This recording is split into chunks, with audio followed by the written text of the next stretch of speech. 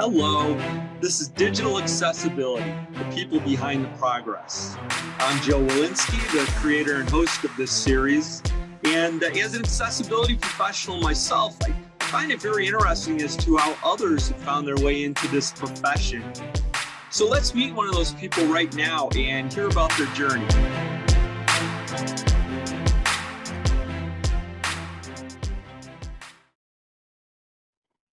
All right, well, let's get started. And I'm happy to be visiting today with Karli Yeoman. Hello, Karli. How are you today? Good. How are you? I'm good. As most of the time, I'm at my home office on Vashon Island near Seattle, which is also near Blink's headquarters in downtown Seattle. Where are you talking to us from today? I'm in Seattle as well. I'm in the West Seattle neighborhood of Seattle. All right, excellent. Well, that's fun neighborhood. Not too far from me, except with a ferry ride in between. Yep. Well, it's good to have you involved here today and to learn a little bit about your journey to what you're doing today. But why don't we start with that? What's your current position and what are the types of things you're involved with? Yeah, thanks for having me here today. I'm super excited to be part of this. I'm a member of Expedia Group's digital accessibility team. Technically, my title is accessibility engineer because I have a web development background, but I do kind of a little bit of everything. We have a pretty small accessibility team, so we do pretty much anything needed to empower the company to make accessible digital products. So I run and build trainings, I build documentation as well as internal guidelines. I run our internal accessibility champions network so that we can really spread our knowledge out. I also complete assessments of both our web pages and our apps. And then I just implement processes across the development lifecycle to make sure that we're thinking about accessibility at all points, whether it's product or design or development or test. Yeah, well, it's great to be chatting with somebody from Expedia. I think that's one of those companies where beyond people knowing the name, it's likely that most of us have used it in some way. So I don't know if that puts extra pressure on the types of things that you do or not. Yeah, definitely. I mean, I think travel is a really, really important thing. And I think it's something that everybody should be able to do. So making sure that we are allowing that and making sure that our products are being able to be used by everybody, I think is really important. Yeah, it's certainly your product is in one of those situations where you definitely want everyone to be able to use it, and we will talk more about the things that you're doing at Expedia, but the theme of this program is to just kind of find out the journey that brought people to where they are today. So why don't we just hand it off to you? What's the starting point? What were some of the things that kind of built to bringing you to where you're at today? Yeah, so when I entered college, I really had no idea what I wanted to do with my life. I knew that I enjoyed math and logic, but I actually ended up majoring in astronomy and physics. But when it came towards the end of college and I started thinking about my career, I realized I just wasn't passionate about it. So I took some extra web development classes my last few years and really started working in back-end web development when I graduated. The first couple of years, I think partly because I was focused on back end, but I think unfortunately digital accessibility just wasn't talked about that much still at that point. So at that point, I still really hadn't even heard of it. I barely knew what it was. But in 2014, I was actually working for a contracting company and starting to expand to full stack and focusing more on front end development. And they actually placed me at Expedia as they were starting their accessibility team. So I was kind of thrown into the deep end, straight into this new accessibility team that was getting created with pretty much zero knowledge of digital accessibility. But luckily, I had some really great teammates that had more experience than I did that taught me a ton, as well as a lot of coworkers with disabilities that really provided perspective for me, showed me how to use assistive technologies, really showed me what went into all of that and all the struggles that they've had. And I fell in love with the field and became so passionate in it. I'm now 7 years into that at Expedia Group. I've had a ton of learnings. I'm still growing, but this feels like kind of the perfect marriage between being able to do what I love, which is web development, but also making an impact in people's lives, which is something that I felt like I was missing. So I love that accessibility allows me to do both.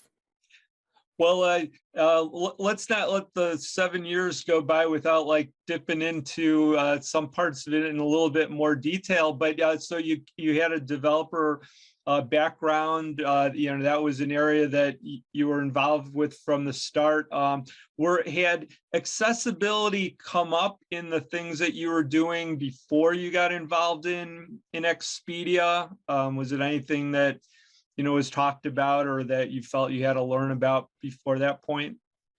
Honestly, it really hadn't. I mean, since I didn't major in computer science, I only took a few classes in college, but none of those touched on it at all. The contracting company I was working for before then, we had members of the company that were in accessibility and were focused on that. So I'd heard little bits through the grapevine from them and kind of had got an idea of what it was. But as for actually how to make an experience accessible and what actually goes into that, before I joined Expedia, I pretty much was at zero. All right, well, good. I mean, the reason we're good in that the reason I ask about things like that is, just always looking to figure out how in our profession we can move forward. And yeah, I think it's important for everyone to, to evangelize it as broadly as possible within their organization, just so that anybody who has touch points with our customers, can find out if in fact there is something that they need to do. And I'm guessing there probably were things now that you knew you could have been Yes. attentive to, but you didn't know at the time. Oh, definitely. Yeah. When I look back on things that I created before that point in time, and it's almost upsetting thinking about the information that I didn't have and the knowledge I didn't have and the users that I was blocking from using the software that I was creating. So, I mean, I'm glad I finally had my eyes open to that, but I think there's definitely still a long way to go in this field, making sure that everybody does understand that. Well, then when you came into Expedia, did you say that there was an accessibility component to that position from the start? Yeah, so they had actually we just created our first accessibility team, and I joined as that, as starting out the team. There was me and two other members of the team, all just starting it up. The other two both had one is a coworker with a disability, and the other had a pretty long history of working in digital accessibility. So I learned a ton from them. But yeah, I was the only one that was starting from scratch. Well, everybody has to start somewhere, and so again, I think it's interesting, when how people find their way and gather that information. And so when you came into that position, it was great that you had, a couple of people that were able to, mentor you at that point. But what were some of the things that you actually kind of had to work through? What were some of the challenges early on about how you learned about things, or was there a certain approach that your mentors brought in, or priorities in getting you up to speed? Yeah, I mean, I think it was kind of everything. So I had a web development background, but even with that, it was back end. So I was even still kind of learning front end development and learning how to do HTML and CSS. So it kind of actually almost helped in a way that I didn't have a whole lot ingrained in me already, because I got to learn how to do it accessibly from the beginning from them. But because I was learning the job, I think in a way that's actually helped me in my career, because I've gone through the struggles that I see other members of my company going through, and how confusing accessibility can be at the beginning, and how it can feel very, very complicated. And knowing now what I know, and knowing that it doesn't have to be that way, and learning how to kind of demystify that was something that my coworkers were really helpful with, and kind of teaching me along the way how it doesn't have to be this big scary thing that a lot of people think it might be. But yeah, I think just learning as I worked through it and figuring out the best ways to explain things, whether it's from a design perspective or from a development perspective. And so learning that as well, learning the design side of it has been a big thing for me. Learning how to do designs with accessibility included and what that looks like, I think is important. But kind of, yeah, just learning all the different steps and how accessibility needs to be handled in each step of the development life cycle has been super helpful. And how is accessibility brought into the process at Expedia? I guess I usually kind of are looking for a couple of things. One is organizationally, whether you're sort of in a department that is responsible for its own things, and there are other people in other departments responsible for their part, or something, or is there more of a organization, something across the organization that guides accessibility? Yeah, so I'm on our internal digital accessibility team. So we kind of handle digital accessibility for the entire company, but we want to make sure that we're not actually doing the work for them. So when it comes to designing, we don't actually get in there and get hands-on and do the designs. We don't write the code, but we provide any assistance that's needed in doing that for anybody in the company that's working on a digital product, no matter what it is, we're here for that. And so we create trainings and lots of documentation. We have a Slack channel that we call Accessibility Coach, where somebody from my team is always there to answer any questions anybody has, whether they're having trouble figuring out how to make a design accessible, or they're a developer and they're writing code and they want to make sure that they're approaching it the right way. We're there for that. We also run specific programs like helping teams implement accessibility automation in their builds, making sure that we're thinking about it at that step. We'll also sit down with people if they want one-on-one guidance on something. So we're kind of all over the place doing anything that's asked of us when it comes to accessibility, and just making sure that everybody has the resources that they need. I did also mention we do have an Accessibility Champions Network. So our team is very small. Right now, there's only 2 of us, but we're actually in the process of growing it. Right now, we have a few job postings out there. But because we are so small, we do rely on our accessibility champions. So people throughout the company in all sorts of different roles and all sorts of different, working on different products that are passionate about accessibility, to be there when we can't, to help answer questions and really share that passion and really grow that passion across the company, because we can't have our hands in everything. But so that's really helpful for us. Yeah, well, the Champions network is interesting. I know in most largest organizations, evangelists in that are in departments or divisions tend to be the people that help spread that, the passion and the information. But it sounds like what you've done is standardize that a little bit or add more structure to it. Is that right? Yeah, so our Champions Network has been through a few different phases. We've definitely had a lot of learnings and perfected it and continued to grow it. We're actually just started a new phase where we now have a little bit more structure to it, where we have different champion levels, and depending on your roles, there's different things that you can do to increase the level that you're at, so that you can get more publicity and more recognition across the company and the work that you've put in. So these things might be things that help your team or even help other teams. So we really have a reason for these champions to help in any way that they can. And especially with teams that maybe don't have a champion, getting champions from other teams to help them as well. So it's a great learning experience for them too. Now, when Expedia has a new hire, is there some onboarding that connects them to what your group does, or is it happen through the champions or some other way?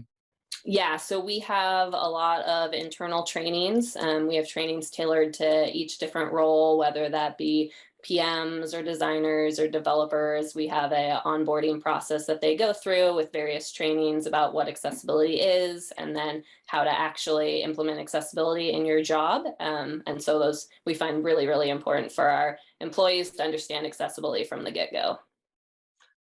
You mentioned people having different roles, but I think that was related to the champions. But how does it work with accessibility for different roles within the process of your software system? Are there activities for research, design, development? Are they kind of set up in different ways, or how do you work with that?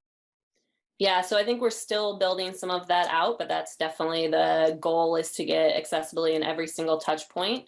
We do research studies with users, so making sure that that is getting thought of, and that we are bringing in users with disabilities when we do these studies. We're making sure that when product is creating user stories, that we're including users with disabilities in part of these user stories. And then we are making sure that designs that are being handed off to our development team include the requirements that are needed for accessibility. So not only what is this experience like for a sighted user, but also what is this experience like for, say, a screen reader user, and how are they going to navigate it, and what's it going to sound like? And then for our developers, making sure that they're doing testing on all of their code and making sure that they're thinking about accessibility, and making sure that we have automated testing in our builds. And then once it goes live, we're still checking all of that, doing assessments, making sure that nothing made it through the cracks and made it to our live site. So really just making sure that we have those touch points at every single spot so we can really avoid bugs whenever possible. Well, it's good to hear that you have that applied to the research part of the process. I think that might be, one of the areas in user experience that might get the least amount of attention for accessibility, even though early on in the process, that's where you can really do a lot of innovation. Do you have any stories or anecdotes or anything of things that have come out of the research that you felt have made an impact on the direction that you went with design and development? Yeah, I don't know about any like specific stories, but I definitely have seen the power of doing research with users with disabilities and bringing in the people that are actually working on these products, and so that they can actually see a user actually using their product. And I found how impactful it is when they see somebody struggling and really get that person, and seeing that person and seeing the struggle they're going through, and it really hits home more than it does when we just tell them that this is something that's important. But actually seeing that experience is huge. And frequently when we do that, we find that people aren't using it the way that we expect, or the way that the developer was thinking that it was going to be used. And so it just really drives that home, that we need to be thinking about these users, and that they are the important thing is what they think makes sense, and not necessarily what we as developers or designers think makes the most sense. And then do the findings from research, what's the next stop for that? Does that get presented to designers? I think it depends on the stage that we are in the development life cycle, but yeah, that will generally go back to whoever is working on the product, and we figure out how to iterate on it and continue to make things better. I think that's one of the things that I love about this field too, is that it's never boring. There's always some way to make things better, and we're always looking for that. How do we make this specific experience better for this user or this user? And so there's always ways to iterate and make things better. It's never going to be perfect. So. But you also mentioned training and documentation, and I think both of those as entities don't often end up as standardized parts of accessibility in organizations. So I think that's a progressive step that you've taken. What is the training like? So we have trainings for each role. So we have kind of an introductory training that everybody is required to take, that introduces you to accessibility and to the users that are affected, as well as to WCAG and the guidelines that we follow. And then from there, there's just trainings. We have screen reader training as well that we try to get everybody to take, just to make sure that you understand how a screen reader works, even if you're not necessarily in a role where you have to use it, but just understanding that that does exist, and that there's going to be users that are using this, and that there are different ways to navigate the web than maybe what you're used to. And then we'll have trainings. We have trainings aimed at developers that talk about how to actually write your code, and then trainings aimed at designers that talk about things like color and other things that are going to factor into their designs, and thinking about how they're actually incorporating that in the actual design that they hand off to development. And then the other piece that you mentioned was documentation. What does that consist of, and how is that used by everyone? So we have a large, wide range of documentation that I've been working on over the last 7 years. We have different examples of different components. So say if you have a developer or designer who's working on a menu or a tooltip or a carousel, we have pages specifically dedicated to those that talk about what that experience will look like for a keyboard or a screen reader user, as well as common pitfalls that we see when it comes to those components and making sure that you avoid those. We also have Expedia accessibility guidelines, which is another document that I've worked on a lot over the last couple of years, where over the course of our program, we've had a few different obstacles that we were trying to solve. One being that as the members of our team provide guidance, because accessibility can be a bit subjective, we found that we weren't necessarily consistent all the time in the recommendations that we were making. And so we wanted to figure out a way to make that more consistent and really document the directions that we wanted to take. And then we were also finding that, especially with employees who are new to accessibility, that if you ask them to look at WCAG and try to figure out what was required of them, because it's such a comprehensive document, it can be a little overwhelming for people and not knowing where to look, where to start. So we really just wanted to make it a little bit more concrete and in verbiage that made sense for us as a company. So we set out to create the Expedia accessibility guidelines, which are essentially just an adaptation of WCAG. It's all the same content, but just in a little bit more specific kind of black and white requirements for the direction that we wanted to take as a company, so that we could make sure that we were as consistent as possible in the experience that we had across each page, each component, each brand, and just making sure that everything can stay as consistent as possible and just have one stop shop that everybody can go to figure out what they need for the component they're working on. If designers or developers come up with new solutions for how to do things, does that move back toward your group to bring it into the documentation? Definitely, yeah. We are always updating our documentation with new findings, new decisions that we've made. If a question comes in that we feel like isn't answered yet in our documentation, and we have an answer for it, we'll go back in and add that to the documentation. Whenever, if we have new experiences, new ways of implementing something, and we change our mind, which happens sometimes. I mean, we find new information that we didn't have before, and we decide that maybe a different experience is better than the one we have, we'll go back and change our recommendations. And, does your group field questions or concerns that come in through customer support? We do, yes. We have an email alias that we use for that, as well as just our normal feedback locations. We get that all funneled in when it's accessibility related. And we definitely look at that and use that to definitely go back to our teams and figure out what needs to happen to fix any issues that we're seeing. But most of the time, it's actually usually pretty positive. We hear a lot that we have one of the best travel platforms, and I couldn't be more proud of that we can allow people to do things that they couldn't otherwise. So it's pretty exciting. And how do you organize that with just two people? It's rough. I mean, I realize there's a huge group there, but I would have felt like you would have needed more within the things you've been talking about here. It's a lot of work. Yeah. Our team has gone through a lot of changes. We've definitely had more people at times. This just happens to be a moment when right now we only have two. But we are, as I said, looking to expand our team a lot more in the coming months. So we're pretty excited for those opportunities. Well, let's talk a little bit about things going on now. Are there, any particular activities or initiatives that you're particularly interested or busy with these days? Still a little bit of everything, just kind of filling in all the gaps. We're working on a lot more documentation. We found that we wanted to expand more outside of the typical roles that we think about for digital accessibility. So expanding more to documentation and things that will be helpful for just say a PM or somebody that's just working from day to day. So working on documentation for things like making emails accessible and presentations accessible. So things that are more internal for us as a company.